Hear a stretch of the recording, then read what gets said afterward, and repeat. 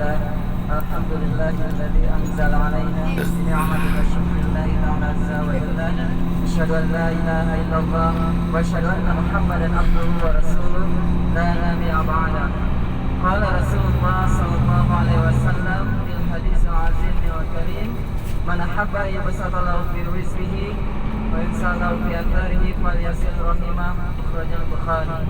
Rasulullah Sallallahu Alaihi Wasallam bersabda di dalam suatu hadis yang sangat mulia, "Man ahabba ayyabsatallahu bi rizqihi wa yansalahu bi atharihi falyasil."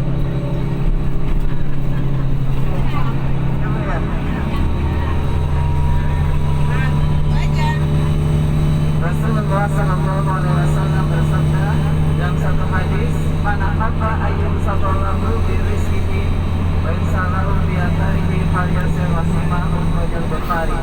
Barang siapa antara suatu kaum, dalam arti kata jamaah, yaitu posisi kita sekarang ini, yang melakukan suatu silaturahmi, salah satunya berkunjung ke Baitullah dan berkunjung kepada kota Madinatul Munawwarah, yaitu kota yang sangat mulia ini, salah satu tempat kota aspek dari kepribadian Nabi Muhammad SAW, yaitu tempat salah satu hijrah beliau dari Mekah ke kota Madinah.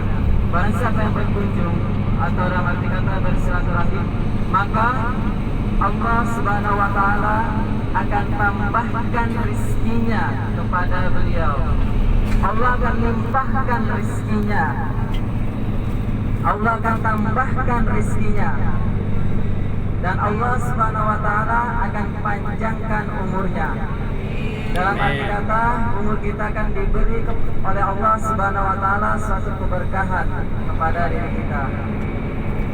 Rasulullah Sallallahu Alaihi Wasallam dan Rasulullah Sallallahu Alaihi Wasallam juga pernah bersabda di dalam satu hadis yang sangat mulia, apalagi tempat yang kita kunjungi ini merupakan suatu tempat yang begitu sangat mulia sekali.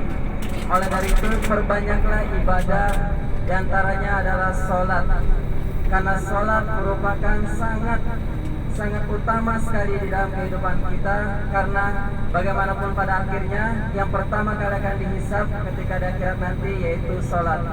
Sebagaimana hadis Rasulullah Sallallahu Alaihi Wasallam, "Inna awwala ma yuhasabu bihi as-sholat," yang mana sesungguhnya bahwasannya yang pertama kali akan dihisab di akhirat nanti yaitu sholat. Bayangkan bapak-bapak, ibu-ibu, orang yang sholat saja terkadang disebut munafik di dalam Al-Quran. Quran surat ke-4 ayat ke-142.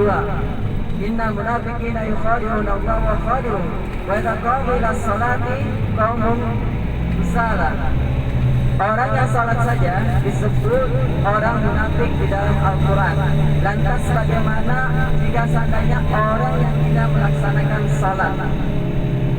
Di zaman Rasulullah SAW dikenal dengan Abdullah bin Salul. Abdullah bin Salul merupakan Rasul Munafiquna fil Madinah, tokoh munafik, orang yang paling munafik di tokoh Madinah. Yaitu ketika Rasulullah SAW sholat, beliau pas posisinya berada di belakang Rasulullah. Ketika selesai sholat langsung memprovokasikan, tuh Rasulullah SAW menjadi imam hanya sekedar mencari muka, hanya sekedar ingin disanjung dan hanya sekedar ingin dilihat.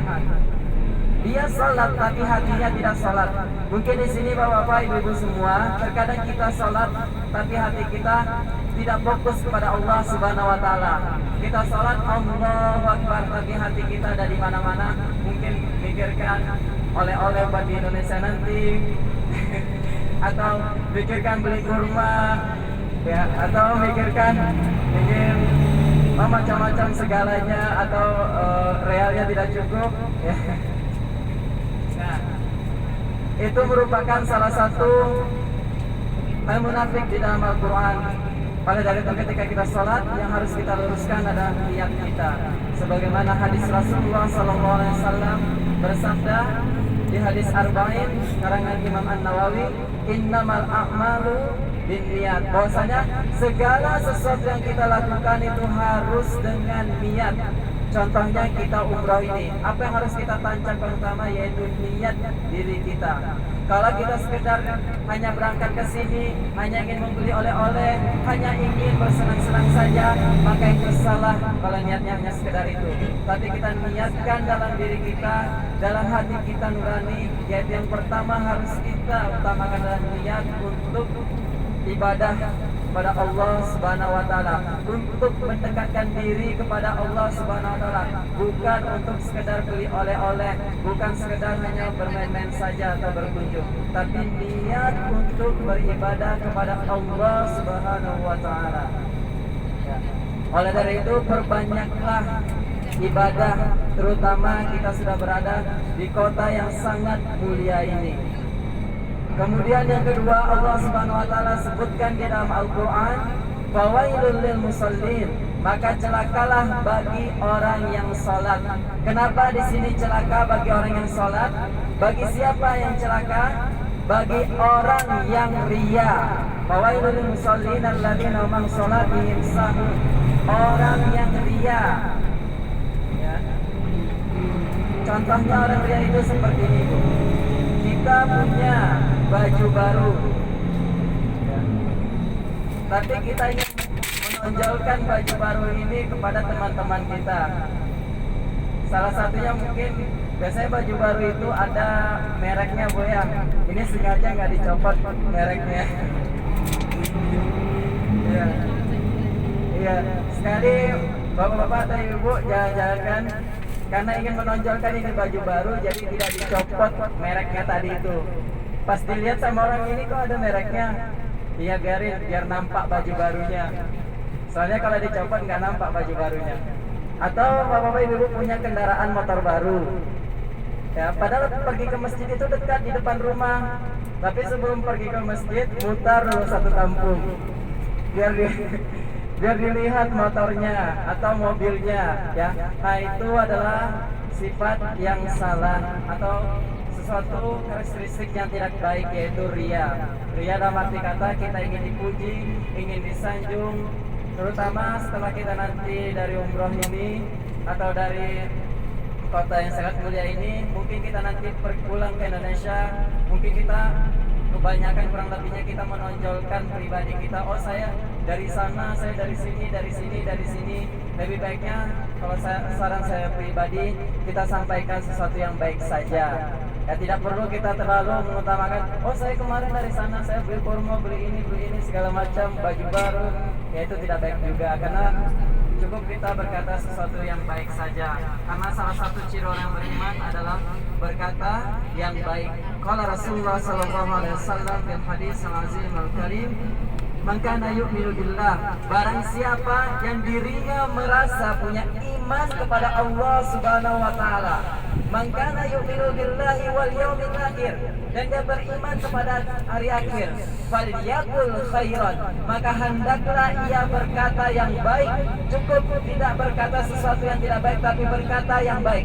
Maka adalah pilihan kita hidup itu cukup cuma satu, diam. Kalau kita tidak bisa diam, maka berkata yang baik. Falyaqul khairan aw liyasmut, katakan sesuatu yang baik. Kalau Anda tidak bisa mengatakan sesuatu yang baik, maka cukup Anda hanya diam saja.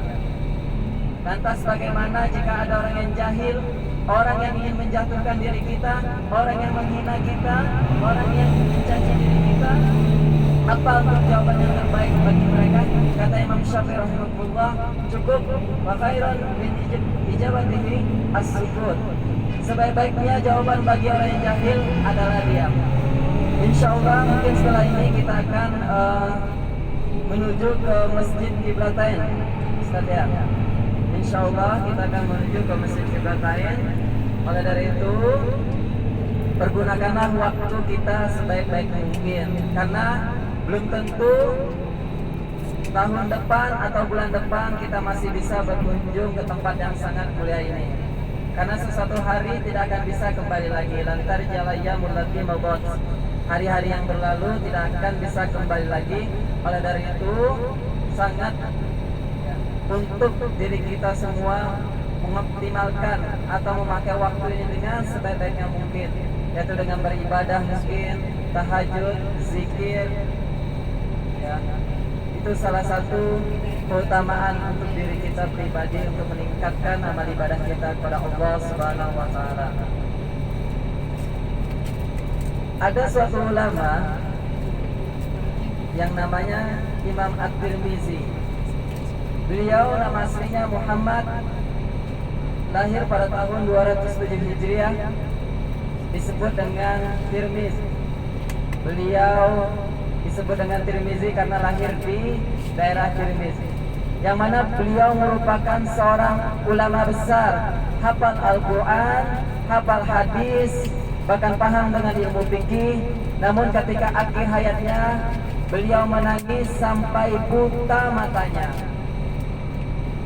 Kenapa beliau menangis sampai buta matanya, Bu? Kenapa? Karena beliau takut akhir hayatnya dia tidak masuk kepada surga Allah Subhanahu wa taala, malah masuk ke dalam neraka.